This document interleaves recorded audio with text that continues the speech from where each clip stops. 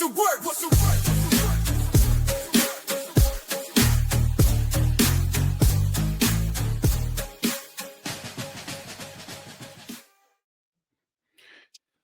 You know, with Mother's Day just recently passed, everybody feels all nice and nostalgic about family. And it got us to thinking around here because you don't see a lot of boxing moms in the ring so much. It's usually the dad that, does the training or was a former boxer. Much like in many, many sports, we see this all the time, right, Steve?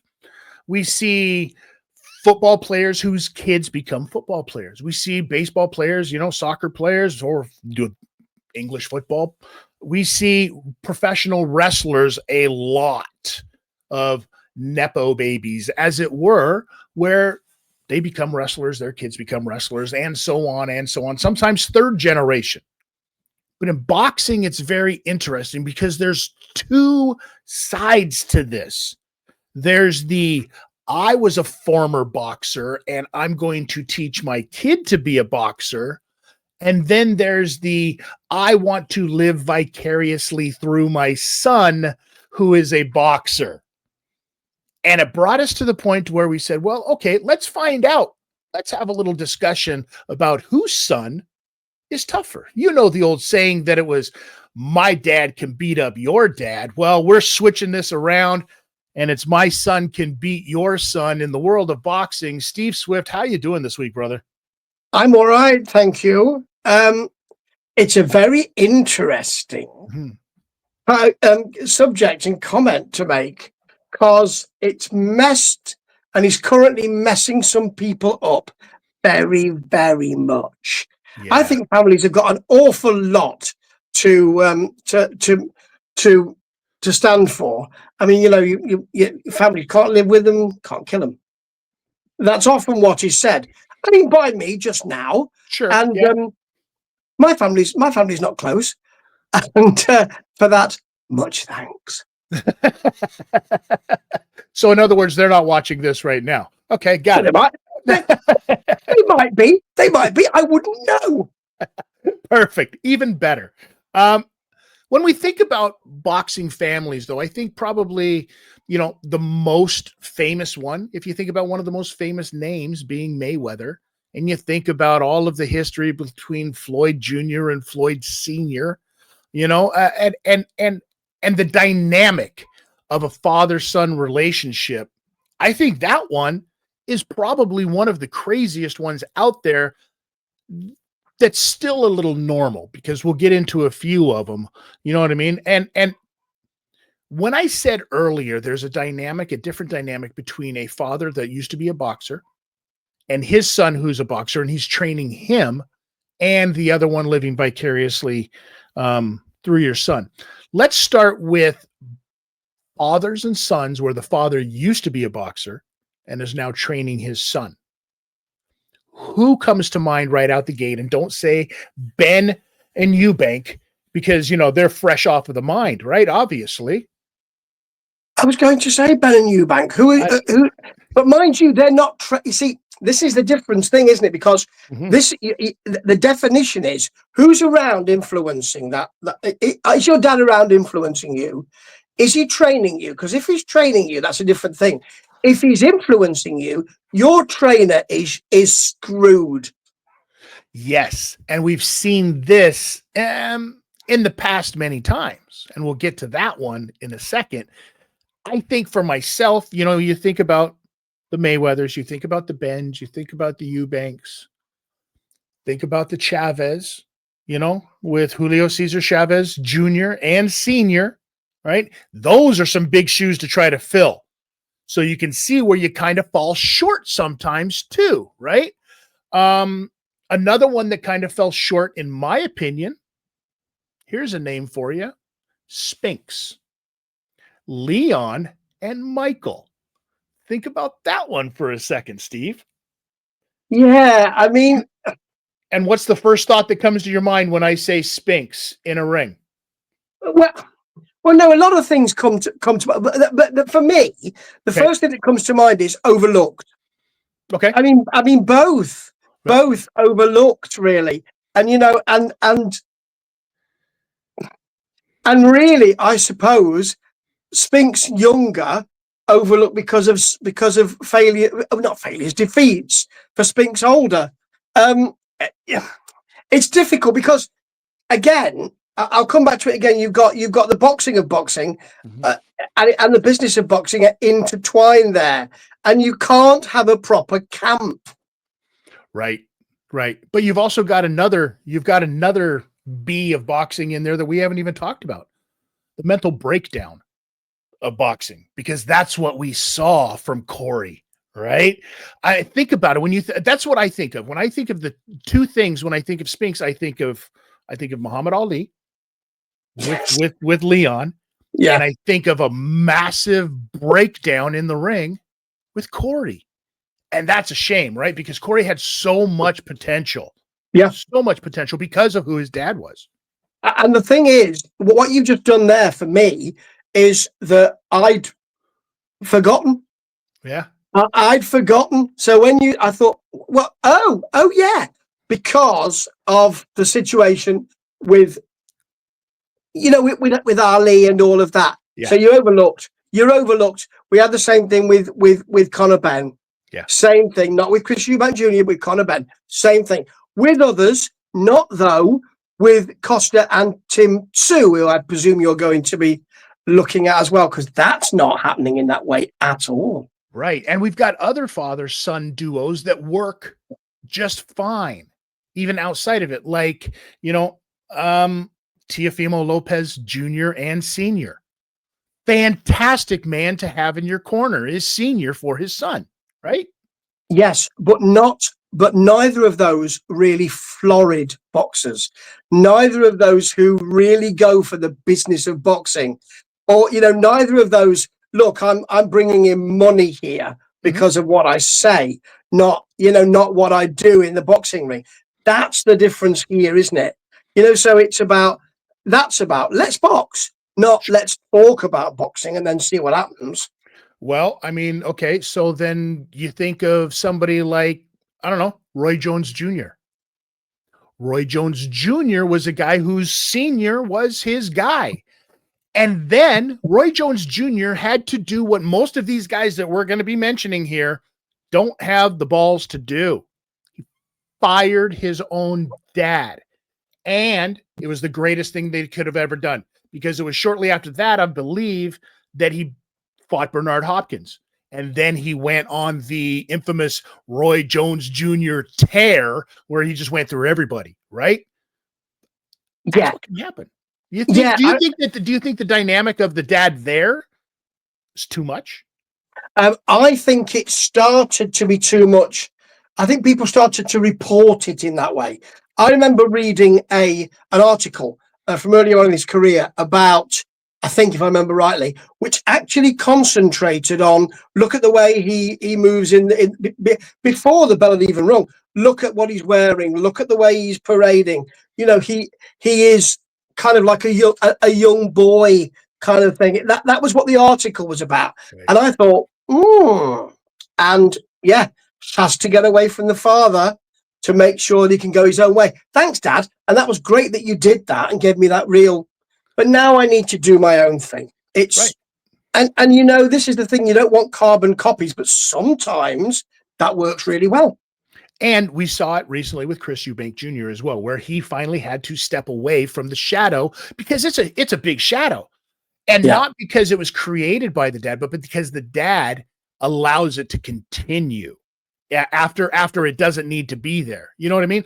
Here's one that I thought was a very good, you have a famous father. I mean, when you see him, you look at him, you're like, I know exactly who that is, right? And a very famous son when you think about that. And I'm talking about Joe and Enzo Calzaghe. You see Enzo and you're like, oh my, of course his name is Enzo. Of course it is, right? And you think about Calzaghe, probably one of who could go down as a pound for pound great of all time. Yes, but overlooked. And this is one of the reasons this is one of the reasons we've talked about Joe Calzaghe before. But there are, in my view, and I could be wrong, there are not an enormous amount of people who would say, one of the best pound for pounders. And one of the reasons being is because, as I said before, hermetically sealed. So, you know, my dad does all of this, and it's a family affair. So consequently, I'd like to get a bit of slidestone if I can in this. Oh, I was looking for a Miss Beasley doll. Oh, were you? Were you really? God's sake. I'm pure. I'm so pure for this show. So pure. So they are hermetically sealed, and you know, had fantastic success. And what people weren't able to do is say, well, can we have some kind of can we be at your camp? Can we interview you? Are you clubbable? Are you media savvy? No, and not really bothered either about that. So, you know, there's no kind of big Hollywood feel to that. So that's I feel that's one of the reasons why he didn't get the respect that he absolutely deserves, because it was about boxing and not about business. Another guy that I want to mention very quickly, who did very well as soon as he was able to step out of the shadow and fire his dad, Shane Mosley. Shane Mosley, right? It was literally right after the Winky Wright fight, if I'm not mistaken, that he was like, I'm taking all of this bad advice, because people were finally like, you're taking bad advice from your own dad. You can love him to death. You can visit him on Thanksgiving. You can buy him stuff on Christmas. You can take him golfing on Father's Day, but get him the hell out of your corner. And it was then that Shane Mosley was like, you know what? Maybe you're right, and did it. And again, went on a tear and became the Shane Mosley that we all know, right? Yeah. Sugar. I'm sugar.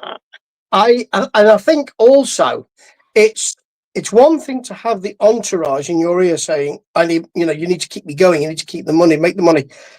But it's a different thing when you have to say, how much boxing acumen does your dad actually have?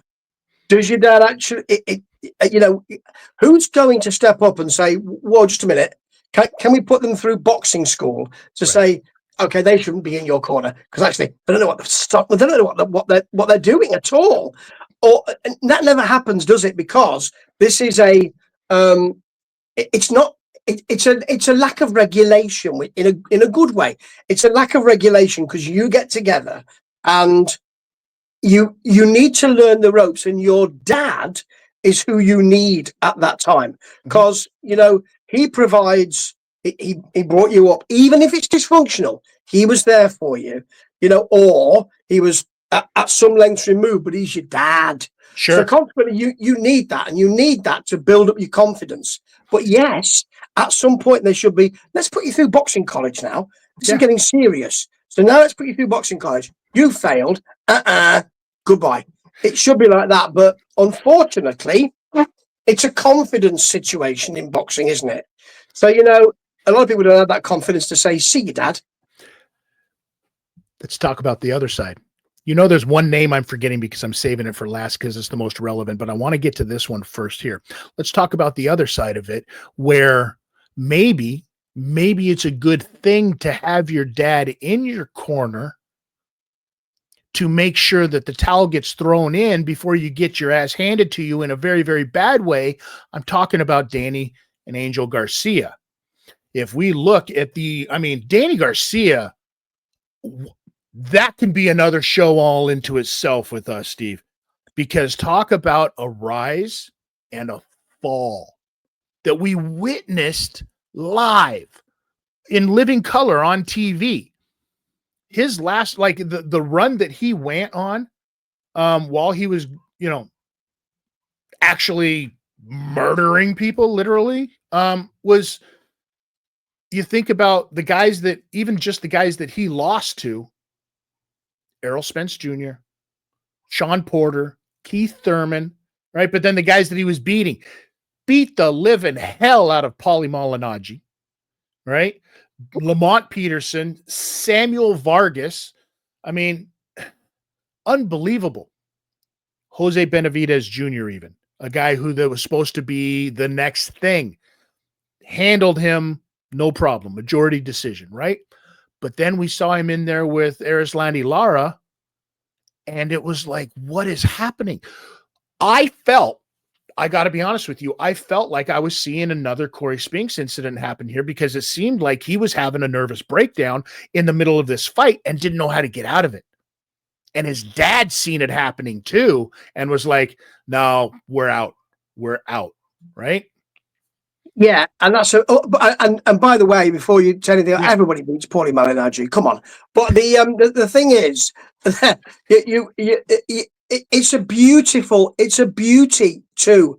You know, that relationship and that situation is the humanity of this, sure, which we love. I mean, we love a boxing dynasty, and we love that humanity is beautiful. And you know, we saw the towel coming in, not family wise, but we saw the towel coming in at the weekend, you know. And we think, you know, with Lee Woods, and whenever that happens, I think, oh, that's so sad and beautiful at the same time. This is that magnified. Yeah, 100%.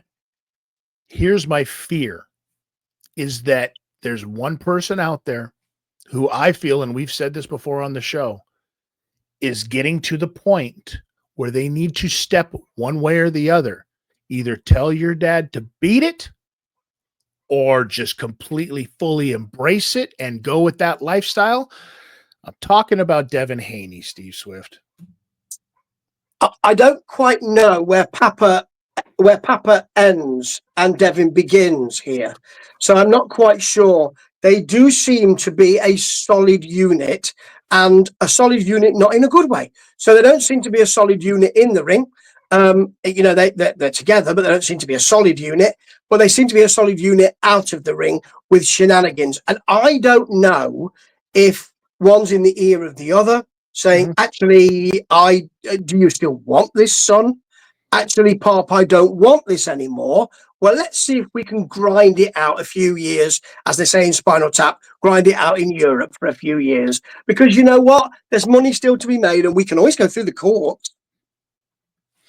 And that's the problem that I have, is that anybody who is a second generation, third generation person in any kind of sport business, there's certain things I feel like you're being taught and is being passed down from your father, from your grandfather, from your uncle, whoever the case may be, because they know the ins and outs of the business. In professional wrestling, I can speak on this because I was a professional wrestler for 25 plus years, coach, trainer, you know, teacher. And when I tell guys, it's because it's based on my experience that I can't teach you, I can't guide you, I can't mentor you on something that I know nothing about because I wasn't there. And I feel that that's what Devin Haney is getting from his dad, from Bill, is he's getting a lot of guidance from Bill sitting around watching episodes of frickin' Judge Judy and saying, hey, I mean, everybody can just go to court anytime they want, right? But that's not the way you handle things in a mono-on-mono sport like boxing. Yes, and also what we might be forgetting here is that these are a tight unit together. And the feeling I get is that they're both like petulant children right now. And I'm wondering whether there's management and finance at the back of this who are saying, you've got to carry on, you've got to carry on. And both of them are saying, you know, we'd rather not do this. I'd rather not get my son hurt anymore. He doesn't want to be there, and he's going to get hurt very badly if he's not really fighting, and he might turn his back or something. Or take a knee like Tank Davis did. I mean, he managed to make it work for him. But you know, and they're both saying really rather not do this, but they're having to do it, and consequently, that's why they're doing the court thing to think of this, to actually try and derail their career. That people like us say, you know what? I don't really care anymore. And actually, it's a precipitous slide. And consequently, there's no more money to be made. So the money men peel away and they can say, I'm just going to go and buy a ranch. That's an interesting. So what you're saying is that it's because of the actions of people like us that they would get forced out of the business and be the victim. What I'm doing is, and I really don't think I should have said this now. I'm saying that the Haneys are absolute geniuses. or genii. So I probably want to row back on that because I don't think they are. Yeah, I'd say more carny barkers than genius, to be honest with you. I feel sometimes that they're a bit of a snake oil duo, to be honest. You know what I mean? And I don't know why, because there's plenty of boxers that use these same kind of tactics without the lawsuits, of course. I don't know why it is that the Haneys get such, the reputation that they have as being this type of duo, other than the fact that Bill is so freaking far out there that you have no choice but to judge them like this, right? Yeah, he's reaching out to it, and either that's as you say, roll up, Carnival Barker stuff, one ball every minute kind of thing, or and I view myself in that way from people who buy pay-per-views and all the rest with Devin Haney on them, or he's playing a long game and he is actually a genius, Tidster, and he's saying people are going to get so sick and tired of me that they'll stop watching, and me and my son can go and buy a ranch. I'm doing that ranch thing again. Go and buy a ranch, and we can train horses. Palominos, I'm going to say Palominos. Oh, all right. Big Palomino ranches out in England, are there? There are a few down south, mainly Shetland ponies, the little ponies. And Shire horses. But I don't know. Or they've just got caught into this spiral of this is what you do. And actually, I don't think that either of them really want to be in the game anymore. Or we might be saying, I'm saying or a lot, or Devin doesn't want to, and his dad is pushing him so much that he seems like a petulant child. I mean, I know that that's something we've discussed in the past. It could be that. Well, I mean, if you think about it, I think Bill may have had like one fight way back in the day that he lost, and now he was like, "Yeah, no, this isn't for me." But my son's actually pretty good at this stuff, right? But how good could his son be if he's not getting the right kind of guidance? Yes. Well, you look at Ricky Hatton and Campbell Hatton, and if Ricky Hatton who's a one-dimensional fighter in my view, and we've discussed this before, but has a lot of heart. He's very three-dimensional right now. He is. Yeah, but he's got the skill, and if he's training his son, and his son's coming up very slowly, and I can't even see where he is, then how are you going to have someone who's got, in my view, more skill in Devin Haney, but has a father to train you who has no real experience and perhaps doesn't have that much skill? Okay, so let's talk about somebody who does have experience, somebody who's probably been in more fights that have been registered, right? And has an entire family of dudes that are also fighters. You know the last name I'm talking about, Steve Swift. Let's talk about the Furies. Let's talk about Tommy. Let's talk about Tyson. And, of course, the old man. Do we have to? I mean, but isn't that a perfect example of exactly what you just said? It is. And I'm supposed, the thing is, when you're British, you all have to sign an affidavit that says that you will support Tyson Fury and the iterations of the Furies. So if you say you don't like them, please come round and knock on your door. So listen, let me tell you right off the bat, I really like Tyson Fury and all the Furies. That's right. And Tommy Fury's match at the weekend wasn't a pile of old steaming shit at all. No. I mean, not like any of his other freaking fights. This was a beauty. He called out Jake Paul. Jake Paul's moved on, mate. You've provided Jake Paul now with the path, and everybody I read is now following your lead, Tidster. This is superb. We called it. We are the most extraordinary podcast in boxing. We call it all the time, and it happens.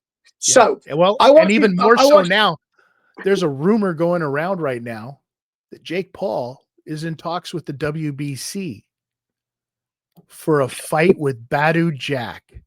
Listen, if I'm Ryan Rozicki, I am fucking fuming right now. Yeah, absolutely. But if I'm any of the other governing bodies, I'm fuming right now. Right? A month ago we were talking about unification of the cruiserweight titles, and now we're talking about Badu Jack, who took a couple of years off, and he's like, you know what? I maybe got 1-2 fights left in me or whatever. I might as well get paid. Tell me more about this stupid kid that thinks he's a boxer.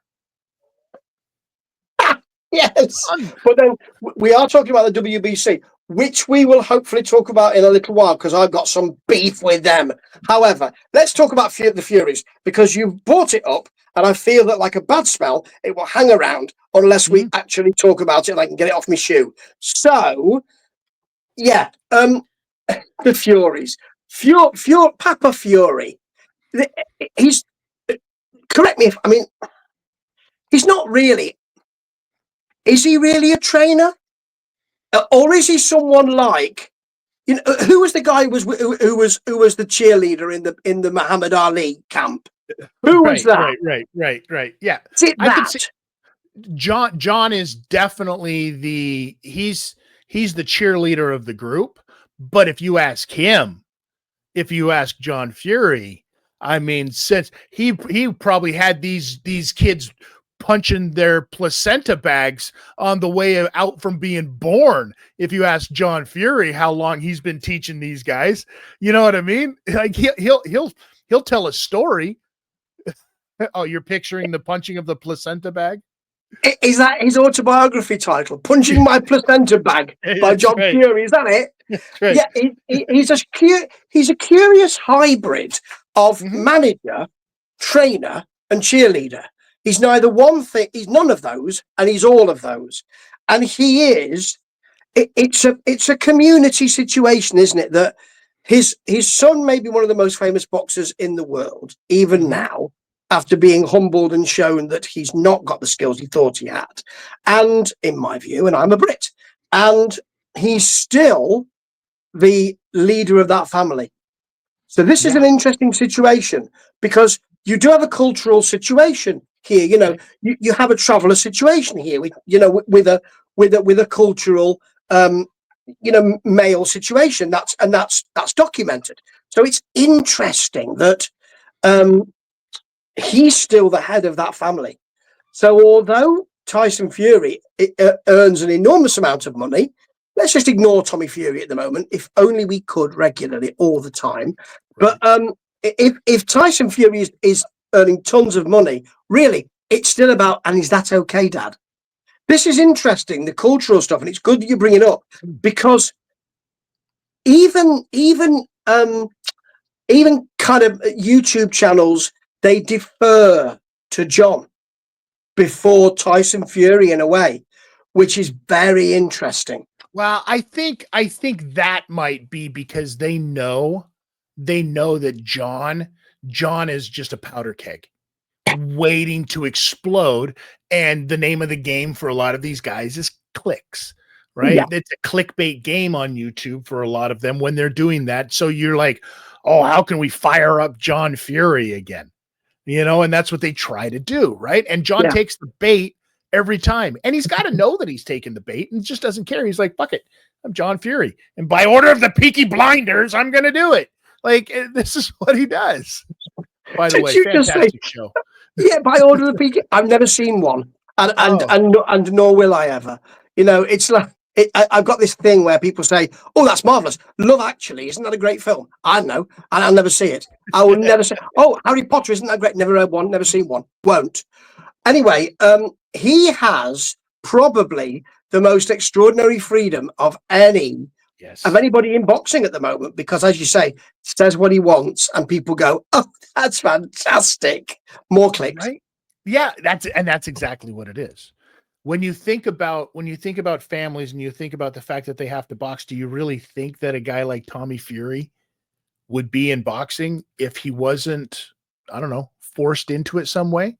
He's a good looking enough kid. He's got the social media stuff down there. Why is he boxing?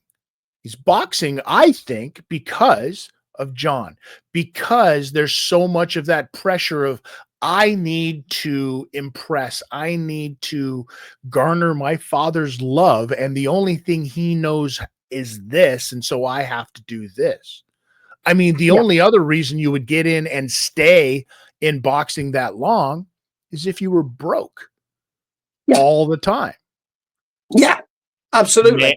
Manny Pacquiao, I'm looking in your direction. Well, it's all right. It's okay, Tidster. It's okay for this 46-year-old to come back and be in the title picture because he's been licensed in the state of Nevada. So I don't want you to make any comments about this because it's absolutely fine. Plus, Mauricio Sullivan says it's fine, and if Mauricio says it's fine, it's fine. It's unbelievable. He hasn't fought since what, 2021, when Ugas beat the crap out of him for 12 rounds? Yeah, but he also lost to Lanky Ampo recently, didn't he? So was it Ampo? Yeah. So yeah, Ampo, yeah. And he looked terrible doing it. Plus, yeah, right, what you are doing is you are taking an enormous turd and micturating on all of those boxers who are working their way up by saying, "I'll just parachute this guy in. Oh, it's fine. It's no problem at all. Oh, it's okay. I'll just parachute him in because he can get me some cash." That's nonsense. Absolute nonsense. And the WBC should be ashamed of themselves. For many, many things. This one being right up at the top of the list, though, because as we've said before, with the WBC, they're in a completely different world of their own. I want to ask you, though, is this a case because we just saw what we saw last weekend? It seemed like majority of the biggest stars all fought on one weekend. Of your biggest generational stars, it seemed like, right? Fought on one weekend. But you need to have boxing all the time. Is this a case where Manny's like, yeah, I'm broke and I'll come back and fight because I don't know how to pay taxes? And is it also a part of, like, Manny Pacquiao still has a very, very big name attached to him? So we're going to try to drag him back in knowing that he has these problems. Yes, it is saying, right, listen, all you lot, you're all shite. You're so shite, I'm having to bring someone who's 46 years old, who hasn't fought for a few years, who did influencer boxing and wasn't even good at that. Yeah. And I'm having to bring him in because you are a great big stinking turd. It's unbelievable. So then they have to ask you a question then. Who are the next stars? Who are the next stars out there? I mean, you talk about generational stars, Steve, and we've said this before. We've got, you go back, Muhammad Ali, like before him, you've got your Sugar Ray Robinsons, and you've got your Muhammad Ali's, and then you've got a Floyd Mayweather, and then you've got a Canelo Alvarez. But who's next? That's the big question. Is that fighter actually out there right now, or have we not seen them yet?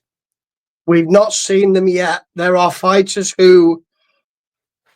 It all depends what you want, though, doesn't it? Because I always say, define your terms. I always say that. So it depends what kind of fighter you want. What I want is someone who mixes boxing and the business of boxing. I want someone like that. I actually want someone like Ben Whittaker at his real height. And if he can become the boxer I think he can become, then he will be something very special regarding that. And again, we all in this country, we all like the Nassim Hamed stuff. So if he can do that, he will be that generational boxer. But we ain't seen one right now. We ain't seen one. It's funny because you say a guy like a Ben Whittaker, and I can see that because you say set your parameters, what it is that you're looking for. But I think when you talk about like that generational boxer, I think that there's only a certain amount of weight classes that you can really look at. I think that I honestly think, as much as like the big boys garner the biggest tickets, I think heavyweights are out of the picture. because I think that you can have a shit career as a heavyweight for a really long time because the pool is super shallow. I think that you can have a very short career and blast out at a smaller weight class, like a Jesse Bam Rodriguez, who should by all means be an absolute superstar, but he's a super flyweight. And we haven't seen a lot of the smaller guys. I think that is going to be a problem for Mr. Inoue as well, because he's a smaller weight class. So when we think about the guys that have been able to do it, you think about your Floyd Mayweather Juniors, you think about your Canelo Alvarez, you think about that weight class, that area of fighter, and that seems to be the sweet spot. So then you ask yourselves, okay, who are some of those guys in and around there right now? I mean, probably the two best that I would think of would be Gervonta Davis, no doubt about it, right? Can he be that generational star like a Floyd Mayweather or, no, I don't think so. Teofimo Lopez, another guy that you could have said could have been in that calling, but you just shook your head and you just, smelled a bad fart or something, Steve, which makes me think that no, not him either. Right? Yeah, because you need a whole package here. So, Teofimo, he's not on anybody's on the tip of anybody's tongue. Yours, but not many. And when you're looking at the Devin Haney or Gervonta Davis, they're brittle. These people are brittle, and they don't give you everything. Now, Inoue could, but unfortunately, in this boxing landscape, he's going to need to really westernize and learn American English, and give us all of that. He's going to have to do that to become any kind of generational superstar. Now he could do, because you get some thrills and spills, don't you? And in a way, being put on the seat of his pants, one of the best things he could have done, or that could have happened to him in that last fight, because you say, oh, actually, you might get some interesting boxing there, and there's a possibility that he might not win. We love that. But it will only happen if he joins us in the West. And that seems to be a thing, is you have to be able to break out, go to North America and then do whatever you want. Come back and kick the shit out of everybody. Steve Collins, I'm looking in your direction, because that's exactly what happened. You know what I mean? For myself, if I'm thinking about, some of the most exciting boxers of all time who could have been in that realm, but they were almost too small for it, in my opinion, I'm talking guys like Pernell Whitaker all day long. I think Pernell Whitaker is a perfect example of that. You know what I mean? Like, until the end, I think that Pernell Whitaker held on a little too long in boxing. And that's what we see most of the time, is a lot of these guys, they don't know how to cash in on their window. Right? Yes. And talking of window, it's not just about being a great boxer. You need the context then as well. Right. So, you need the Four Kings era. We need that. You need that context of who are these generational superstars, where they feed off each other and it feeds together. We don't have that at the moment. We haven't had that for many years. It's an atomized boxing world, and we simply don't have that. So you need that kind of context. And whether or not Ryan Garcia wants to say, well, let me say it's happening, because I believe it is. It ain't, mate. It ain't happening. No. And that context is so important. The Ben and Eubank situation, so important. And Collins in that mix, so important. And we don't see that at the moment. So there's a context that's needed too. Yeah.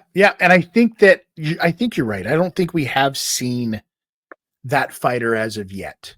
I think that boxing tries to create some of these fighters to make you think that they are that guy, but then they're like, that's just not working out the right way.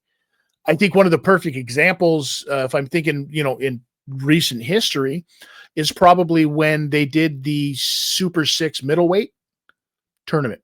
If you think about the line, Andre Ward could very well have been that guy had he not retired when he did, which I can't fault him for that. Smartest thing he could have done, retire. on top, go out as being, have that question asked every single day. How great could he really have been? Because Andre Ward's sitting there on his ranch going, I'm as great as I need to be. That's it. You know what I mean?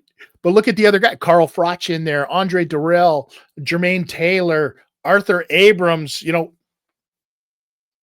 Arthur Abrams with that stupid ass peekaboo style where he doesn't throw a punch for 10 rounds and then just blasts you with 3 shots and you're done. I mean, it was amazing. That kind of a tournament, that type of a building of stars. It was just scheduling, I think, right? Do we need something like that again? Yes, but also you're quite right. That's interesting and a way to unpick that context. But do you think, Tidster, that something like that, because you mentioned Carl Froch and Carl Froch and George Groves and all of that, and Abrams in there too. Mm-hmm.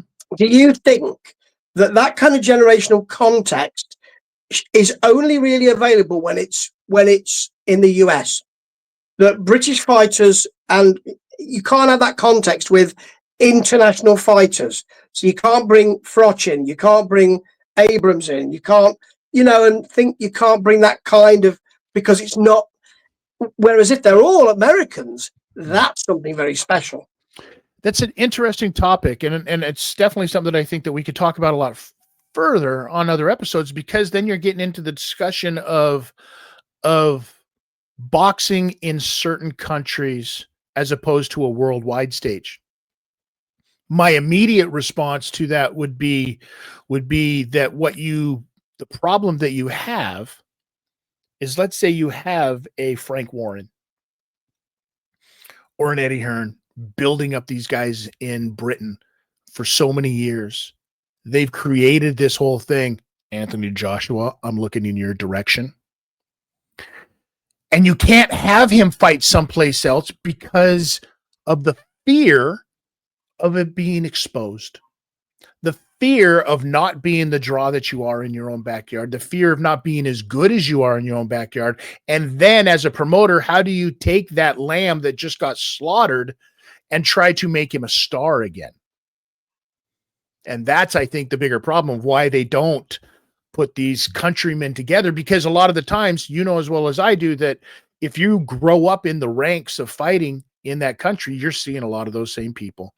You're seeing a lot of, those people all growing up. And I think to go back to who that next generational star is going to be and why we haven't seen him yet, is because we haven't seen anybody come out of the Olympics well enough. And I think that's where a lot of them come from, is the Olympics. I think the closest one right now might be a young heavyweight, Moses Ayutama.